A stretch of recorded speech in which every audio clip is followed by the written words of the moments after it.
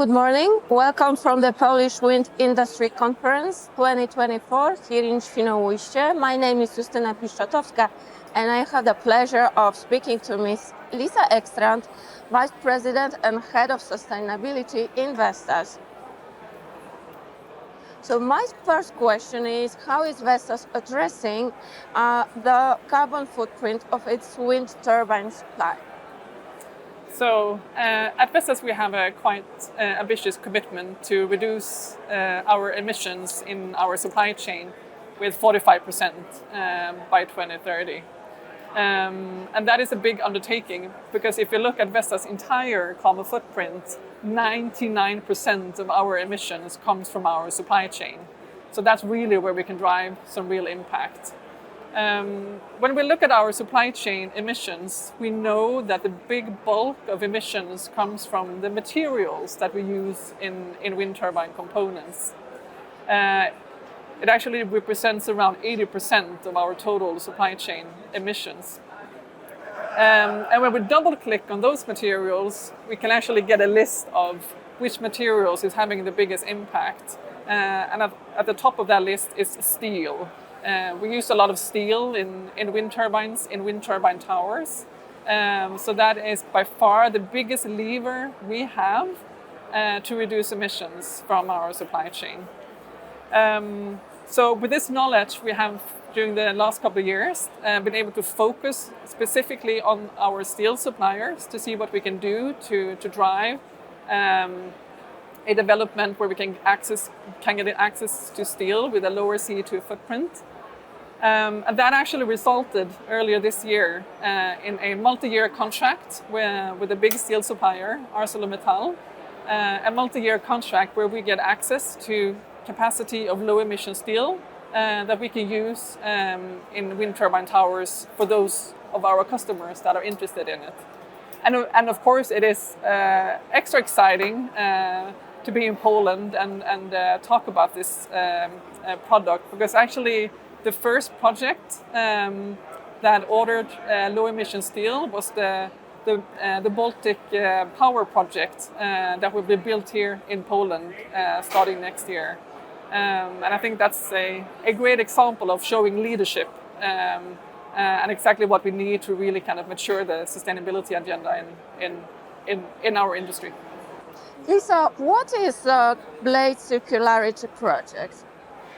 So our Blade Circularity project stems from, again, a pretty big ambition we have, which is to produce zero-waste wind turbines by 2040.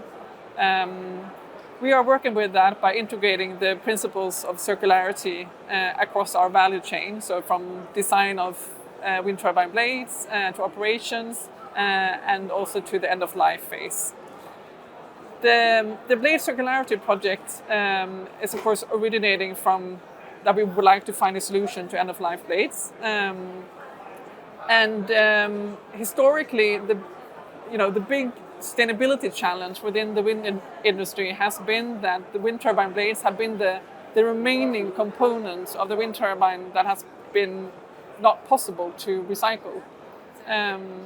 And that was exactly what we wanted to target when we started to develop our circularity roadmap. For quite some years, we were in an R&D project together with some Danish academic partners. And after some very intense work there for quite some years, early last year, we actually found a way to really effectively dissolve wind turbine blades when they have reached their end of life.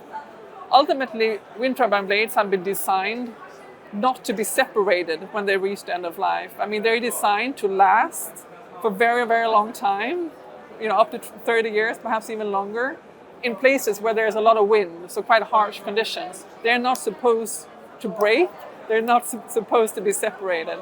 And that was exactly what we had to find a solution to in order to get access to the different materials in the wind turbine blades so they could enter into their own recycling value chain. And with the academic partners, we finally found a way to do this by using a chemical solution that actually, by putting that into a the blade into a chemical solution, we could see that the different materials started to kind of peel off, so we could get access to the different material components.